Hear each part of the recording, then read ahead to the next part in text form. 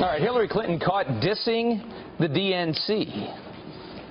I inherit nothing from the Democratic Party. What do you mean nothing? I mean, it was bankrupt. It was on the verge of insolvency. Its data was mediocre to poor, non-existent, wrong. All right, as Hillary plays the blame game here, former Vice President Joe Biden apparently jumping into this mix by launching a new PAC. So with no real clear leader right now, does the DNC have some work to do? Can they get it together? Joining me now is former Director of Strategic Communications for Hillary Clinton, Adrienne Elrod. Adrienne, thanks so much for coming on this morning. Thanks for having me.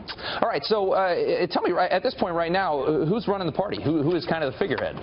Well, look, you know, we're about 6 months away from the presidential election of 2016, so we have a lot of folks who are putting themselves forward, looking forward to 2018 and to the 2020 presidential election. We don't necessarily have one particular leader, and that's okay. Yeah. I mean, I see Joe Biden creating the PAC. Is he a serious contender in 2020? He'll be 77 years old or something like that? Well, look, he could run in 2020. Who knows? But we also have a deep bench of other potential candidates, including Cory Booker, Kamala Harris, Mark Cuban, Tim Ryan. You know, who knows? But it's great that he's putting his donor network to where the need really is right now, which is to support other Democratic candidates. Certainly, Mark Cuban certainly would be an interesting one if you wanted to swing to the middle and pick up a lot of the right. That could work. Let's talk a little bit about Hillary Clinton and the things that she has blamed her loss on. Let's put up a list right here real quick, and I want you to respond to it if we can throw that thing up. I mean, these are just some of them. The FBI, James Comey, the Russians. I mean, there's so many of them. You see this list here. The last couple of days, I think both sides can agree, have been somewhat unbecoming for such a powerful person to sit there and play this type of game. What did you make of this? Would you have advised her to go on and make these kinds of comments and make these kinds of blames?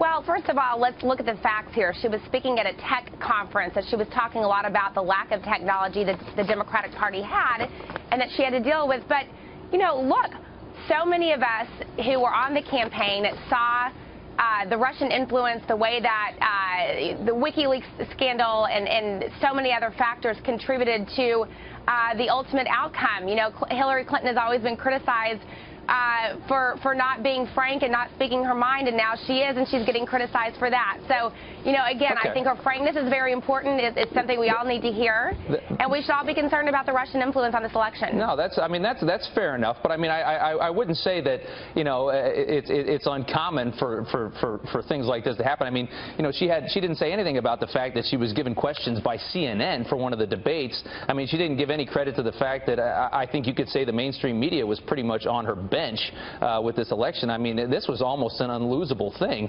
And at the end of the day, she lost a lot of states she was supposed to win. She didn't even go into Wisconsin.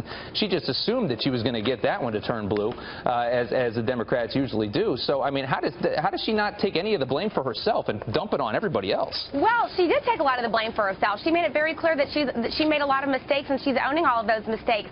But, you know, again, I will first of all reject the premise that the mainstream media was on her side. That was by no means the case throughout most of the campaign.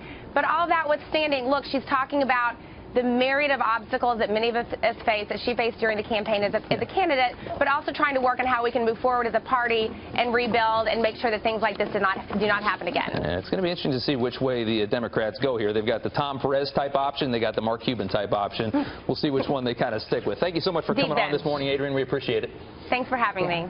All right. And the amount of money that she raised. She didn't need anything from the DNC. 3 to 1. Yeah. I mean, it was they didn't have a lot of disadvantages. Right. So, yeah.